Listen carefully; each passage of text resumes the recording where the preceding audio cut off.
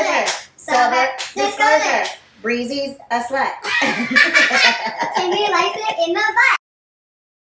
Are you or someone you know looking for support in recovery? Taste Recovery is your go-to directory for sober resources.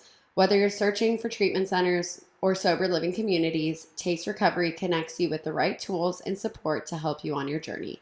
With a user-friendly platform and a comprehensive list of resources, Taste Recovery makes finding the help you need easier than ever. Start building your path to a healthier, sober life today. Visit tasterecovery.com to find the resources that work for you. Taste Recovery, your first step to a lasting positive change. Okay. Hi, everyone. I'm Breezy. And I'm Jimmy. And we are Sober Disclosure. We're here with Emily. And you wanted to be the one who I was going to say Mindy. I'm so sorry. We're here with Emily, a slick slut, who thought if she read how it works, you can sponsor people right away. Hi, Emily. I actually love you doing the intros because you never know what the person's name is. It's so funny. You did that to Fausto too. I do know. I just, like, my mind goes blank. Yeah. It just disappeared. Yeah. No, that happens to a lot of people too. Cool. Yeah, my name's Mindy. I'm an alcoholic. Yeah, I'm an alcoholic. I'm a slut and all that. A slick slut. Slick slut. You My said it apologies. yourself. Oh, yeah. Dude, you said it yourself, and I'm just repeating what I heard You're not wrong. before You're not wrong. the You're not play wrong. button. Listen, you're not wrong.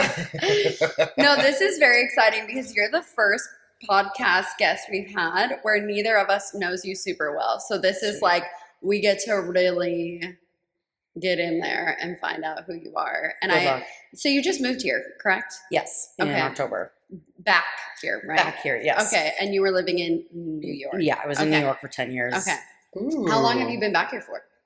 About 3-4 months, Oh. something like that. Oh, but you just started coming to my Tuesday night meeting, right? Yes, I did not know it existed. Okay. So once Okay. I found out about that, I was like, And that's the women's meeting? Yeah. Mhm. Yeah, I made an announcement that we were doing this podcast and yeah. Emily had a really phenomenal show that night and I was like, you got to be on the podcast. So thank you so much for coming on. And she's a New Yorker. Well, you're from New York? Mhm. Oh, okay. Yeah. Okay. So of I was course only- she fucking wants to be on the podcast. Everybody else is like embarrassed. I'm over it. Yeah, New Yorkers don't care. Yeah. Yeah, I've that's what I've never realized. given a shit. I feel like my whole like life and story, like all of my story has been like, my parents don't understand anonymity. So like anyone who like, they speak to at any time, they're like, hi, my name is so-and-so and my daughter's a sober alcoholic. And this is her story. And if you have anyone in your life that needs help, She like, can help you. it's literally like, Oh, it's wait, I so love that, sweet. though. But like, I have no anonymity Yeah. anywhere. So it's like, I'm That's just kind of good. used to just like, We don't either. Yeah. yeah, no, so Yeah. I love this for Yeah. us. Yeah, No, that's very cool. absolutely. Okay, so how much time sober do you have? I celebrated 10 years in November. That's So- like you. wait, what is 10 your- years. No, I celebrated 9. Oh. Wait, So what is your close. sobriety date? November 5th, 2014. On November 10th. Oh my gosh. Wow, wait, love this for Wait, us. we get to take our trips sometimes next year. I love that. That's Okay, so incredible. cute. Okay, so is this your first time getting sober? No, Okay, it's not my second, third, or fourth rodeo. okay, I like to do a lot of rodeos before I do the final rodeo. okay. With men too. Yeah, absolutely. Exactly. He gets it. I love going to rehab. The psych ward, any kind of hospitalization was really like my thing. Love being impatient, Uh-huh. being a crazy person was like an identity for a long time that I like kind of grew to love and embrace. So once I started going to treatment at 18, 19. So like clearly I'm not good at drinking. Like it's like not like I'm so good at running my life to the ground that Yeah. like they were like, we gotta cut this out like real quick. Yeah. So I think this was my like third inpatient rehab stay that I've stayed sober since. Okay. And you had any long-term sobriety before this or no? I said that I did, but I got up in Costa Mesa and took a 2-year chip. It was a dirty chip. I had like drank 2 weeks prior. I had gone out. I was lying about my sobriety to everyone, which was super painful. And that is actually the lie that then took me out on my like final run before I got sober this time.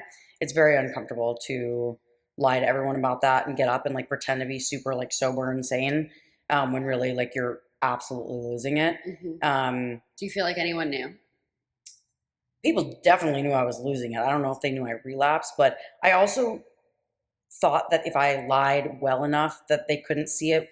Whereas I was already like, I'd already been sent to a detox because I popped on a drug test at Sober Living because I had done drugs. But I was like, if I lie well enough, people will believe that this was some kind of like user error. Oh, like the poppy seeds. Mm-hmm. I ate a bagel that had poppy seeds. And That it is popped a up. myth. Exactly. Listen, how You would many need poppy seeds? tons of poppy seeds for that. That's Yeah. correct. Yeah. But like I thought that I could get away with like a lie like that, and I think I believed it. did. Like until it was like very clear that I was on methamphetamines. People were like, Not "This poppy seeds. This is not good." That's not a sober person. No, I literally had a friend who told me No, I that know. she was like, she was so believable, but she was just like, yeah, I popped dirty and I had a poppy seed bagel, of Fucking course. lying ass. And I was like, yeah, that's We're so good liars unfortunate. sometimes. Yeah. I'm actually like in hindsight, I'm looking at some of my lies. I'm like, that was garbage. I don't know why anyone believed that. Like that was like objectively a bad lie. Yeah. But like we do get pretty good at lying. You have to. Yeah, of course, absolutely. to That makes survive. sense. Yeah. Yeah, amen. So, one of Jimmy's lovely, famous questions on this podcast is, what was your routine? Do you want to explain it? Yes. So, what was your routine? When you did all the work, said and done now, did you figure out what kind of made you come in and out at the times that you were doing that? Was it like you couldn't handle a certain emotion? Did you have like a routine where you would get in a relationship, get out of it, use to get out of it, like something like that? If you kind of pinpointed that time in your life where you're like, oh my God, it clicked. This is what it is usually. Like, that's why you went out right before your 2 years. Yeah. Like the relapse before the relapse. Oh, yeah, Yeah. absolutely. I just didn't do the work to keep me sober. So I had nothing to lean on when anything got hard. So anytime I felt feelings or a guy stopped talking to me or I had any kind of memory come up, like there was no defense between me and a drink. So all of my like pre-lapses before the relapse were literally just, I had no ground to stand on. Yeah. So if I wasn't actively with someone who was sober or like at a meeting or something and I'm left to my own devices, I'm going to go drink. It's not, it was, I had nothing to stop me at that point. And all of my relapses were basically like, I had a feeling, didn't know what to do with it, and then went out. Like there wasn't really much else to it because I didn't have anything to lean back on. Mm-hmm. So you're saying any feeling that made you uncomfortable? Pretty much, yeah. Pretty much. Mm-hmm. But to get to almost 2 years, I mean, you clearly... I was in inpatient treatment for a large portion of that. Really? Mm-hmm. So yeah. both times you had... Mhm. Okay, let's talk about that. Yeah. My first rehab was a 9 to 12 month residential treatment facility in the middle of nowhere in Texas. Holy On a fuck. ranch with 25 other psychotic women. It was super fun. And by that, Orange I is the mean new traumatizing. It, like, I'm telling you, it was the Texas version of that. Yeah. And like, it was a lot of like dual diagnosis people. Like, not everyone was an addict. And then they hired people who had no background in like therapy or like anything. So they just had like a bunch of like mentally ill women on a ranch with like staff that did not, that was like, I think they were more like carceral punishment type vibes. It was something for sure. Apparently that place has really turned it around now and is like a great resource, but they went through a lot of lawsuits because it was a no bueno. Oh my God, I can't even imagine. But that makes sense why they have to keep somebody for 9 to 12 months because 100%. they're not actually getting the work quick enough. It's like, no, if you just stay sober long enough, then you'll be fine. That is correct. Yeah. Yep. Damn. Okay, so you were there for almost a year? Yeah, I was there for 10 months. So I was in the like inpatient, like real treatment on the ranch for like 6 months. Mm-hmm. And then they send you to Sober Living, which are these apartments that they rented out in the middle of Sugarland, Texas. Don't recommend. But like, they're like, go get a job at the mall and then, whatever. But it's like, I was so unwell. Yeah. And I discovered dating apps and was like, guys, you can sleep with a new person every day if you want. And everyone was like, please don't do that. And I was like, this is all I can do, actually. Like, I didn't want to feel a single feeling I had. While you were in sober living. Yeah. Yeah. So it was like. So that's how you became the slick slut. I was born a slut. I truly do believe that. But the slick slut really started then, where like my the friends. Slick came in. The slick came in until it wasn't slick. And then my friends had an intervention for me and were like, you have a problem. Yeah. And I was like, I am. First of all, one of them was like drinking and hiding vodka in the oven. I was like, you cannot come to me, tell me I have a problem. Like the whole thing was a disaster. But I couldn't be in my own skin. Yeah. Like I had to get out somehow. Yeah. And that was like how I figured it out. And Through it was sex. like really, really dangerous, like unwise behavior. It's like pretty much a miracle I'm alive, like based on the things that I was doing. So when I get all in my head about like whether or not there's a power greater than myself, it's kind of like, okay, well, you should be dead for sure, like a billion times over. So yeah. I don't know why you're Something even questioning. So was that the 2-year thing or this 10-year? No, that was the 2-year thing where I would, I got sent to Costa Mesa from that treatment center to go to another treatment center because of my sex addiction. And then it turns out that I don't have a sex addiction. I have unresolved trauma and untreated alcoholism. Right. And then once I did that work, I no longer had that problem. That happened to me too. I went into a 12-step sex and then I figured out, I was just doing that because I wasn't doing the real work, which is me, and the symptoms, were correct. The symptoms were sex and drugs. Yeah, exactly. Damn. Yeah. So do you feel like that led to that relapse? You were still sleeping with men up until you ended up relapsing? 100%. Did you ever get into a relationship that year, or it was just purely like crazy sex? No, it was just me blowing dudes in the CVS parking lot. Were they black dudes? There were a lot of black dudes. I knew it. I knew it. Listen. I knew it. I'm not going to say any more words on that specific one. But same girl, same. Listen, Tinder's a great resource if you don't want to feel your feelings. Totally. For sure. Absolutely. And that's what I did. That's, And it worked until it didn't. Correct. And that I feel like is a very hot topic on this podcast. Yeah. Of like, if you're unwilling to do the work, you're going to find a different addiction, and it will still end up taking you out. And it's basically a 50-50 chance of staying sober. Yeah. It's like roulette on the life. Because you had almost 2 years, did you have that place where it was like, I could go this way or I could go this way, or it was just purely going south and there was no stopping the train? I think I was still so unwilling to look at myself that there was no other option. Like if the options were do the program and go do drugs, do the program wasn't an option because that was so petrifying to me. Like I would get a sponsor, do the first 3 steps, sit on my 4th step for a hot minute, get a new sponsor, do the first 3 steps. And I was like, I can't find the right sponsor. And it's like, you won't do your 4th step. Like it's not. What do you feel like it was about the 4th step? I think that I'm very unique. And I decided I can't do a sex inventory because I've slept with too many people. And there's just nothing good that can come of me doing that. Yeah. Or you don't remember. Listen. Because there were so many. People are like, I have a list. And I'm like, babe, I stopped making that at a long time ago. Yeah. And the reality is like, do I love that about myself? No, but like, is it so informative to who I am today and what I've come from? And like, it makes me uniquely useful to other women who have been through that experience. So like, I don't really care at the end of the day. Yeah. I love that about myself. I think that's as important. Like it's an important part of my personality. Like I think like, I don't have the same kind of like shame that I think I used to have about it. And I looked at it in such a negative light. Well, that's what it is. You can help people. They can be open and you're like, you don't shame them. Yeah. Exactly. Because there is so much shame. Yeah, there is so much, especially for women. Yeah. I'm a gay male. It's expected. Amen. Yeah. Which is not good either. Not great. Yeah. Not ideal. Okay, so the 10 years. Okay, so now you're sober again. Mm-hmm. And then it's your first year in the 10-year. Yes, and I've been in rehab for 6 months of that. How long were you out in between?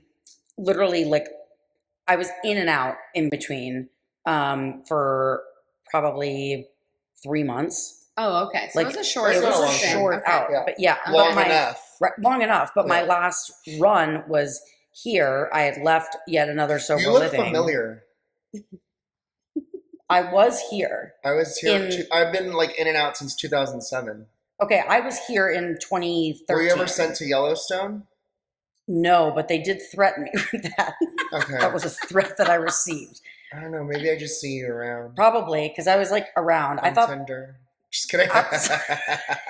No, like probably just out. our settings were a little or different. something, yeah. No, but probably out for sure. Wait, I'm tall and dark. Well, my setting would be different. That's My what I'm setting saying. would be different. I would not come up on your Tinder.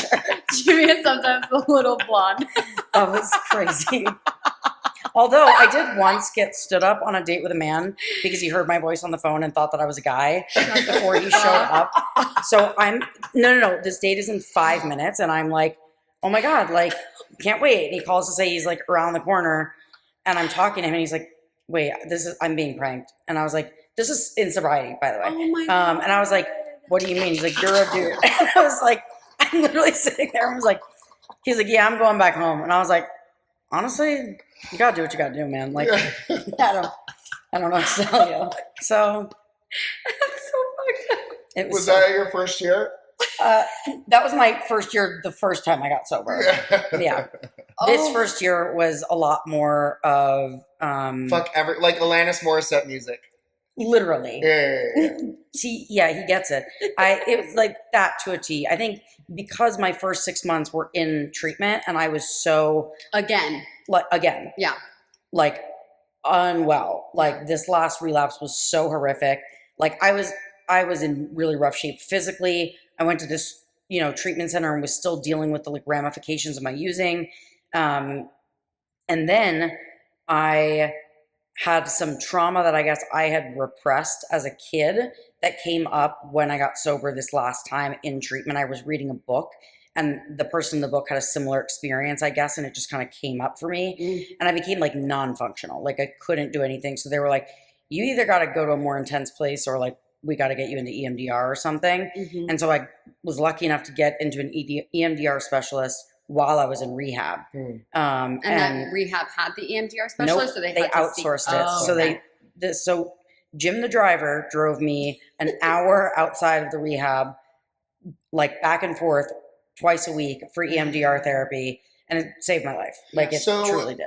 I want to ask something. Did you knew like behind you put it back here and you kind of think about it sometimes, the trauma, and when you read that it came full force, or you just read something that you forgot about and it came up? I had completely blocked it. I had done other trauma So then you're work and like, stuff. oh my god, that happened to me. Yeah. So it was like all of a And sudden. that's very normal with severe trauma. Yeah, it's like childhood trauma. defense mechanism your brain Yeah. uses to protect you. But like, and I had already like dealt with a lot of my other trauma, so I was like, what is this? Like, what? Like, I thought I did the stuff, Yeah. And it took you to a totally like psychotic. Yeah, I was like place. catatonic at this rehab, and they were like, we don't know what to do with you. So, I was lucky enough to get that opportunity to do EMDR while I was there, and that made a world of difference. I was still nuts, but a little less nuts, I think, than I would have been otherwise. Yeah. For sure. I'm a slow burn. Like this is like, I have a little over 10 years and I've like never been this like well, like this is the most well I've ever been, but it's been a journey, dude. Yeah. Like it's not, when people are like, I wish we had a long, slow recovery. And I'm like, whoever wished me that, honestly, like you're such an asshole. Like, because Sometimes it is. quickly, sometimes slowly. Real slow, Real slow. I feel that in my bones. Yeah. Okay, so your first time or your first year this time, you were sharing with us before we started, you were still severely unwell. Were you doing all of those Tinder type of behaviors in this sobriety? When I got out of treatment, I was trying my best not to. But it was like I would like do it and then back off and do it, and knowing that like this doesn't work for me, this isn't good for me. I would like, dip my toe into the bad behavior and then come back out, and then dip my toe in and come back out. How would it feel? Horrible.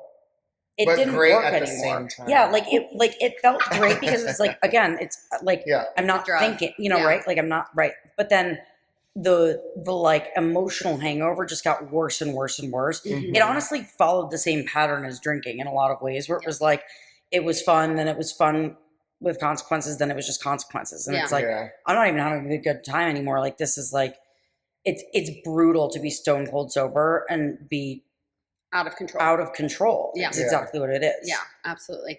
So you were in treatment and then you went and moved in with your parents and you were doing this behavior? You didn't go to sober I went to sober living for like 2 months in between. Okay. And was doing that behavior. Okay. And then moved back in with my parents. Which is in New York. In New York. Okay. Yeah, in the city. And I was, working as a dog groomer, and I was like, just, I couldn't focus. I had like, it felt like they had just like plopped me in the middle of the street naked, and I kept looking for clothes and there weren't any. And like, I was just like, okay, now what do I do? Yeah. Like, because I logically understood, like, I have to work, I have to like be a person, but it just felt like everyone else like knew what they were doing and I wasn't given the textbook with the instructions or something. Yeah. Meanwhile, there was many textbooks that I just like refused to read. And it's like there were so many answers and I was just like, not that.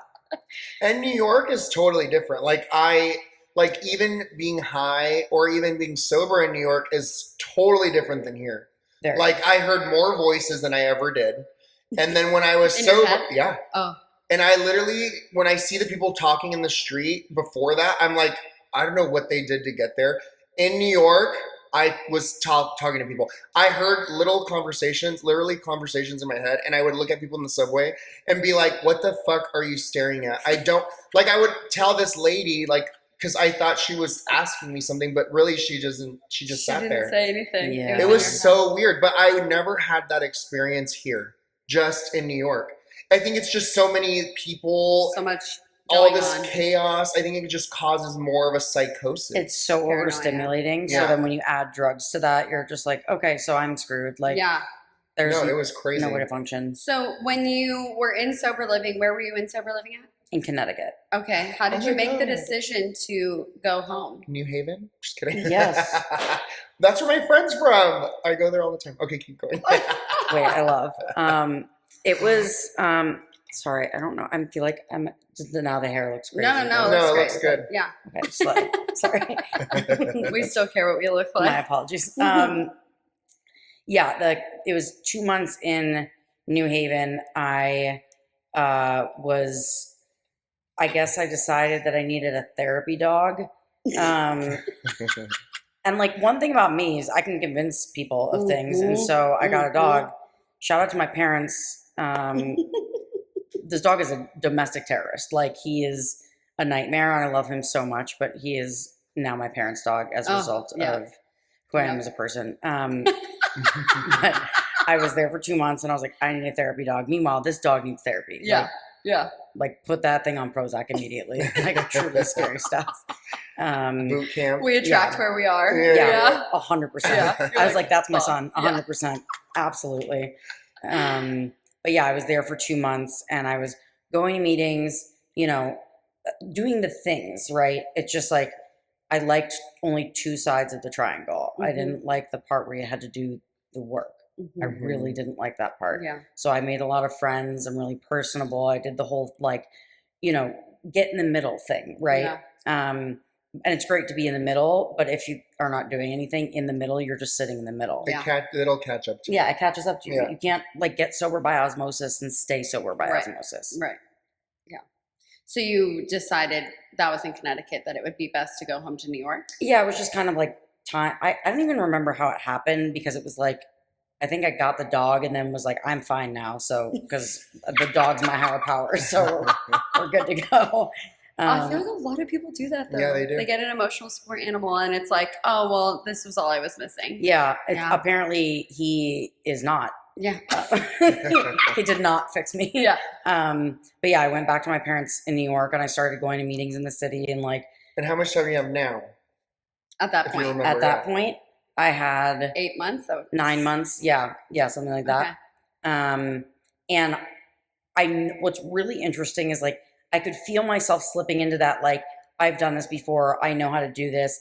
I have 9 months. Like, I know what I'm doing going into meetings. Yeah. Talking to people with like decades and me like genuinely thinking that like, it, not only did I have something to offer, but that I was good. Like I was fine. Yeah. And that you literally had the whole big book memorized. Yeah. I was like, guys, I can literally teach you everything. Yeah. And then I would at the same time knowingly be going through the thought process of like, this is what you did last time and this is what didn't work. Like this is, you can't do this again. Yeah. Like you gotta stay teachable. You gotta stay teachable. That was also drilled into me in rehab because they were like, you are so annoying. You know what I mean? Like they didn't say that, but like, I know that's what They could tell that you were like, This I already have know-it-all. done this. Your gut feeling. Yeah. Mhm. Yeah. Mhm. That makes sense. Yeah. So, okay. So essentially, how did you get out of that? Like you had the self-knowledge that you felt like you knew everything. Mhm. I honestly got so incredibly lucky to fall into the group of friends that I fell into. What'd they say? You're a know-it-all bitch? I mean, they basically were like, what if you tried to do this differently? Yeah. You know, like I had a sponsor that I wasn't listening to. Like I would call her crying with the mess I made, but I didn't do anything to prevent said mess. Mhm. And then like was like, help me clean it, you know? And I had a bunch of friends that were like, the reason you're miserable is because you won't do your 4-step. And I was like, it has to be something else, guys. It can't possibly be that. Like there has to be something else going on. And they're like, no, it's literally just that. Like, Yeah. Do you Yeah. think you had like a spiritual experience? Like kind of like, oh my God, you're right. Once I actually did it, Yeah, okay. is what happened. Like what happened was my sponsor fired me because she was like, I am missing an opportunity to be helpful to other people because I'm chasing you around trying to get you to do your 4-step. So you go to meetings and you have commitments and you make your phone calls, but because you won't do the work, there's nothing I can do for you. And I don't think you can hear me. And I was like, heard. Okay. And so Best thing that probably ever happened. literally to such a gift. Yeah. And I ended up getting a new sponsor and she kind of just like, she was able to kind of meet me where I was at and push me along without me feeling like I was being pushed. you. And I think because again, I was such a special, unique case, obviously, she I think realized she had to kind of like handle with care a little bit Mhm. and like, Fragile. What? I'm sorry. I beg your From the finest Christmas pardon. story where it says fragile, Oh but my then God. the guy goes, it's from Italy. Fragile. So you I were, love how both like, excuse me, what? do you know what I'm Oh talking my about God. No. No, now? we don't watch Christmas You movies. I'm just kidding. Are you guys like not as old as me? How old are you? 37? I'm 32. I'm 33. Whatever. Stupid hoes. Amen. Amen to that. Well, now you guys have to watch it. Okay, back Anyways. to Emily. No, I have homework. Mindy. My name is Mindy. Wait, is it Mindy? No, it's Oh. Emily. God. Bro. Oh my This is God. unbelievable. We can't. This is great. Yeah. I love Right? this so much. Right? It's great. late. My But yeah, toenail was broken. what? She broke her toenail. Anyways, I'm so sorry. Yeah. We don't get better if you guys No, have picked up on thriving. anything. This is Time means nothing. You don't get better. honestly. What a gift. Okay, so you found a new sponsor. Yeah, and she got me through it and we went through the steps. I did my 4th and 5th step and I was like, oh, guys, I do get it. Like Yeah. there was something to this. Like, Mhm. and I don't think I realized it at the time, but just doing it, not even what the 4th and 5th step produced, but the act of me actually doing it and going through with it was enough for me to feel the difference of like, Mhm. I did the one thing that I was like, this is a hard no for me. Yeah. And it was like, okay, if I can do that, then I can probably go on with the rest of the stuff Yeah. and like see what happens. Yeah. It doesn't mean that I became well after I did my 4th and 5th. That is not what happened. So wait, do you think you were like on the fence for a long time, and then you kind of just made a decision to cross over Yeah, and be like, I'm gonna do this? I don't even think I knew. I don't even think I knew it was on the fence. I thought I like But looking was back You were now. like fully Yeah. in. Oh yeah, I was like, I'm fully in. It was just this one step. I was like, Yeah. Okay. But like looking back, I think I had reservations that I like hadn't acknowledged at the time. And And frankly, I just thought I was always going to be too crazy to do this. Like I thought all of you guys could get sober. Mhm. Congratulations, you do AA and you get sober. Mhm. I am so mentally ill and nothing will fix me. Yeah. So like, that's great for you guys, but like, you know, it wasn't even that this won't work for You're me. unique. It was like I'm meant to be this way forever. Yeah. So like any attempts to change that aren't gonna work. You know, Do you feel like you just loved it too much?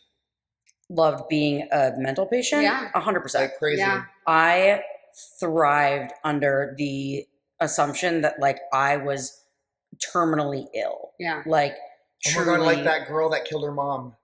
I'm not Gypsy Rose Oh, Blanchard, yeah. but I. Oh, that's why it was familiar. I'm just kidding. Gypsy Rose. Not Gypsy Rose. Oh my God. I have to go. I have to go immediately now. But like, yes, you're not wrong. Like that ideology No, yeah. is like, that was so ingrained in me and I was so identified as the crazy It girl. was And then, who you are. You were. yeah. In that. Yeah. And it's the same thing when it was time to stop hooking up with random men that I met on the internet. I was like, but that's who I am. And they were like, Yeah, you don't have to be. it's not, Yeah. that's a choice. You're Yeah. making a choice, Yeah. you know? Yeah. Yeah. Was there like an aha moment with both of those at the same time, or was it No. like you kept holding on to? I love holding on. That Yeah. one quote that's like, everything I've ever let go of has claw marks on it is really how I truly feel about most of the things that I've ever let go of. Mhm. They all have, I love, my favorite thing is like going back to my exes. Like I'm shout out guys. Talk to you soon. You know what I mean? Like, just like They will all be watching. I cannot let go, Yeah, you know? yeah. And so letting go of something that I held on as a part of my identity was like, how can I do that? Why would I do that? Yeah.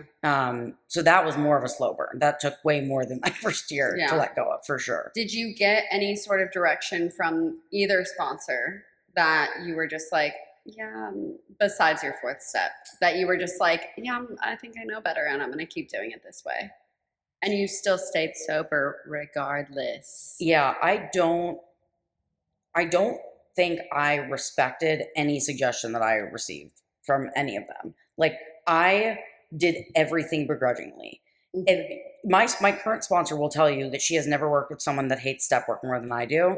And Yeah. like it's really disgusting because like I hate it. And it's like, Yeah. listen, I was not a good student. I don't like homework. Like that's what Same. it feels like. But I it's don't about like reading. me. I don't like writing. See, Yeah. and then I'm like, okay, I understand that this is like more vital than like math. You know what I mean? But like, do we really have to do this? to do it? But I Yeah. get these suggestions and like, even again, up until a couple of years ago, even some of the suggestions, and I'm like, I actually think I'm smart and Yeah. you don't know what you're talking about.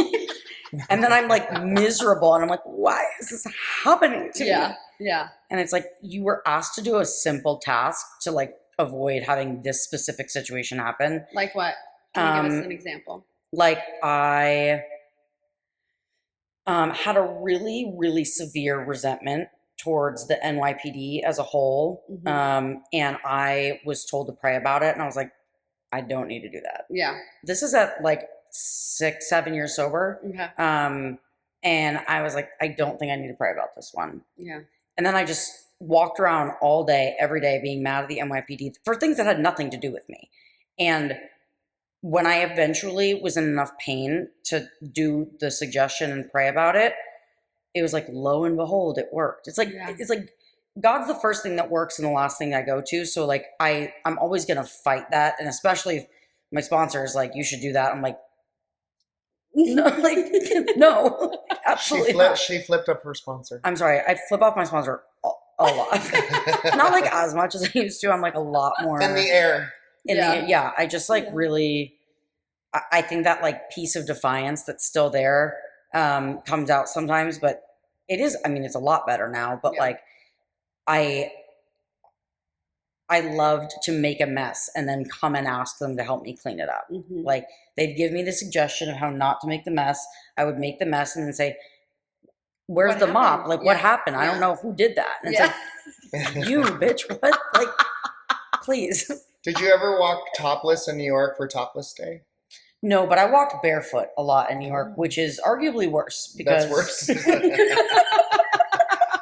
That's I did have a habit Oh when my I God. was drinking of like my friends' jobs were like, make sure she throws up outside and keeps her shirt on, because I would just immediately take my shirt off and just be like, this was like my move. Yeah. No one wants that. Yeah. No one wanted that at any time. And that's the first thing I did. So I guess like I didn't do that on the streets of New York City. Just in like Homes in and homes. parties. Yes, house parties. Yeah. Oh my God. That's fun.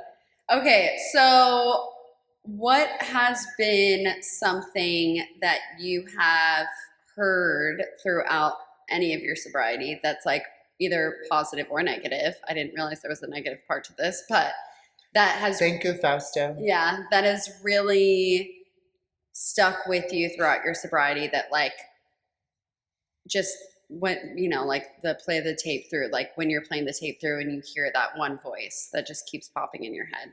Yeah, that's a great question. There's a couple of them that come to mind, and like early on, this sounds silly, but like my friend in treatment had a mug that said "Ride the bitch out," and it was literally like I was like, what is this mug? Like, Yeah. and she's like, just me and my husband just say this all the time to each other. Like when things are getting tough, we just ride the bitch out. It's like, you have to just let it pass. Like you have to I was so. Oh my God, I was thinking about something else. No, but that is understandably. really good. But like, ride the bitch out was basically like, I can't sit with discomfort. Yeah. Is the problem. Like I can't be uncomfortable. So like I have to experience discomfort in order to stay sober. Mm-hmm. I can't avoid it. So like, how do I get comfortable with that discomfort, embrace it, sit with it, ride it out, and then come out the other side? Like, I think those kind of little things where like a lot of people, you'll hear a lot in recovery, like, this too shall pass. And like, that wasn't like necessarily one for me, but the sentiment of like, my feelings aren't going to last forever. Like I have survived 100% of the things that I've been through, and they have passed. I have felt these things go away. Yeah. Mm-hmm. So like I have historical evidence of not having to stay in that. Yeah. The one thing in that's more recent that stuck with me is a couple of years ago, someone was basically talking about how like no one knows what they're doing, that everyone's winging it based on the information they have. Mm-hmm. And I was like, just like our parents, literally. Yeah. So that's what this woman was sharing. And she was like, I just thought that like, there had to be some people that knew what they were doing. Like my parents, my teachers, and it's like, no one knows what they're doing. Everyone is winging it. The people that you look up to most in life are also just making the next right decision based on what they know and what they have available to them. So if no one knows what they're doing and we're all making it up, then I actually can't be behind. I can't be behind anyone. I can't be ahead of anyone. We're all on the same plane because we're all figuring it out together at different paces, at different, locations. We're all just doing the best we can. And we all have completely different experiences that you have to figure out. Correct. And So you couldn't relate to this too shall pass, because when I think this too shall pass, I'm thinking pumpkin spice latte, girls with blonde hair, and a little hat. She needs fucking bitch, write it out. Yeah, exactly. Yeah. Yep. So when I it's see, like the hardcore version. yeah, and of when it. I hear people say that, I'm like rolling my eyes. I'm like, oh my God, if somebody says that again. But you know what I'm gonna say?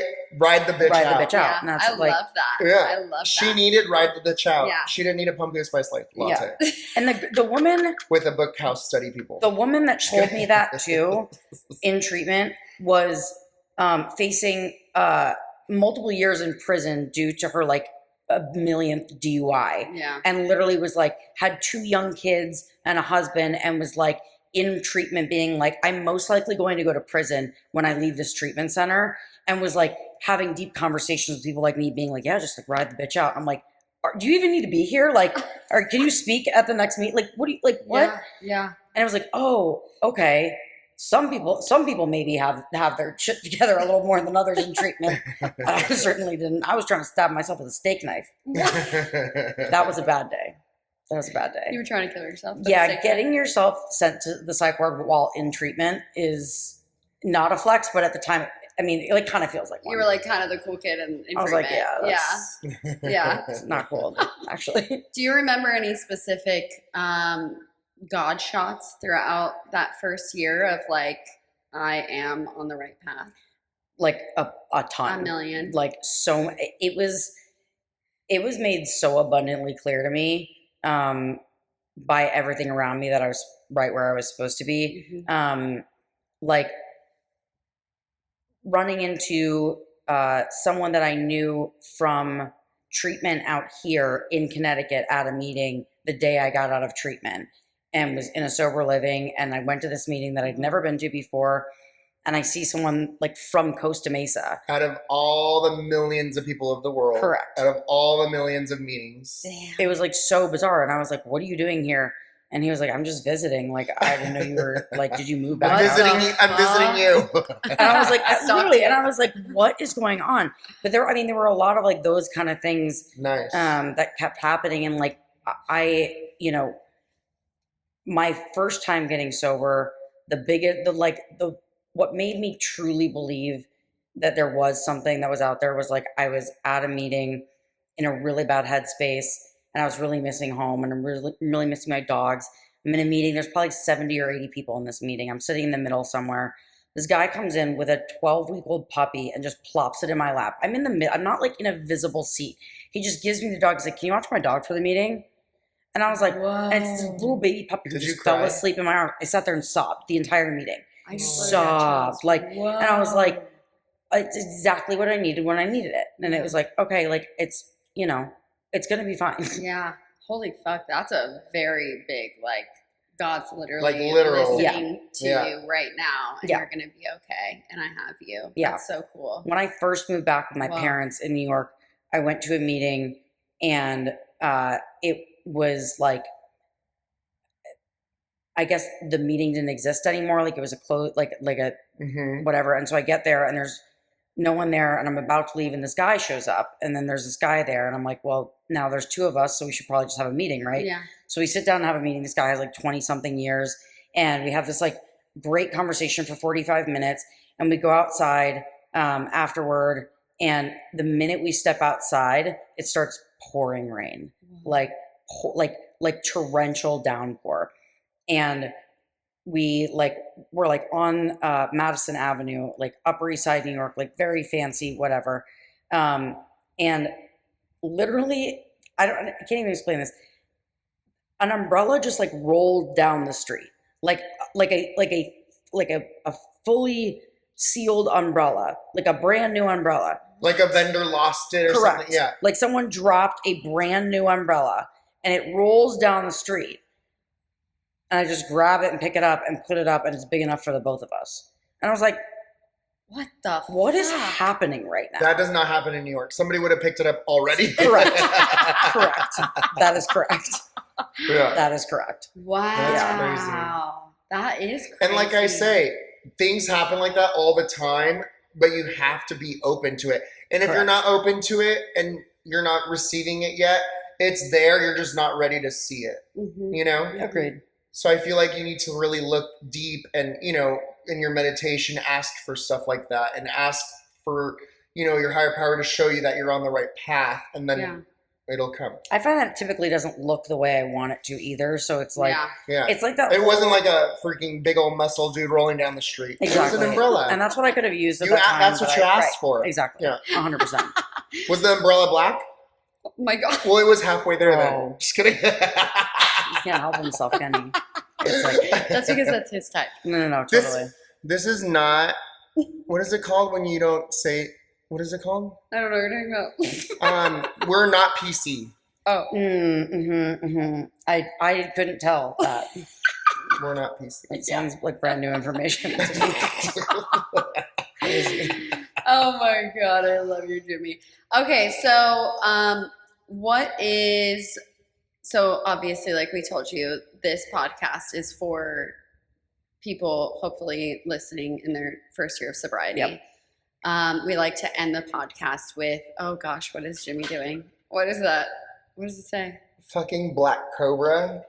It says magic cobra. Oh. Can you read? Magic cobra. I'm sorry. Keep going. It's not even close to like. I swear to God, he sees what he You've wants got to your see. mind in Yep. a really wild place this evening. I'm not even trying to be funny. I literally, No, I'm going to turn it around.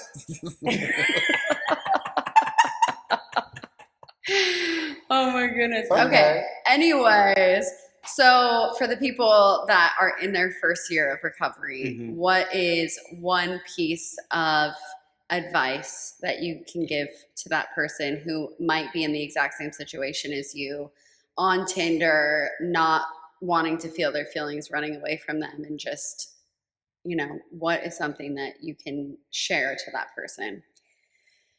I think that like finding a family within your recovery group was absolutely vital for me. If it were not for the women that I became friends with in that first year, we're all still on a sober text chain of, there's like 10 or 12 of us that have been on a text thread since 2016.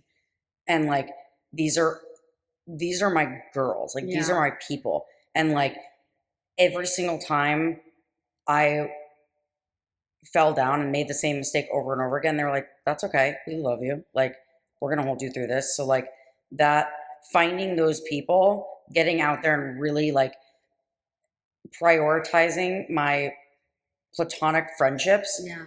was what ended up really saving me when I thought I was like looking for romance. Mm-hmm. I was just looking for people to care about me. You know what I mean? Yeah. And that's what I Like found. connection. Yeah. How did you find them? In meetings. Like I went to so many meetings. I raised my hand. I got service positions is what really helped. Like service.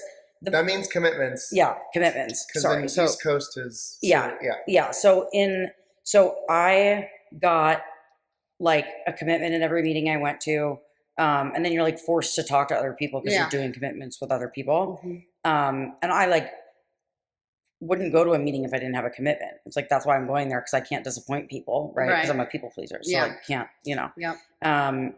But honestly, getting sober is the most fun I've ever had. Like this, like I have never ever been bored. Yeah. I've never been like, oh, it'd be a lot more fun if I was messed up for that. Like my guidance for anyone getting sober is like, find your people and learn how to have fun. Like this is a life that like I never thought I would want, even not even could have. Like I didn't think I'd live this long. So this all feels like the bonus rounds, quite frankly.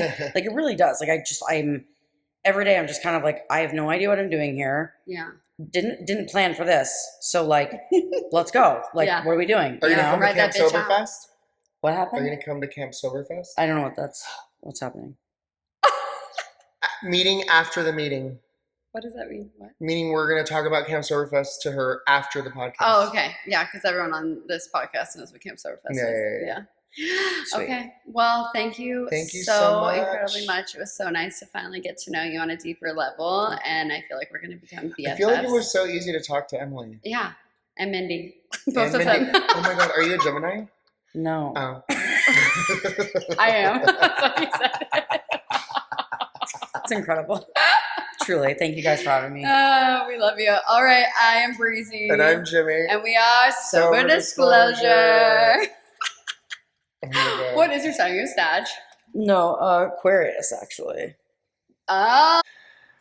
This episode is brought to you by Light Salon, Orange County's premier destination for expert hair color.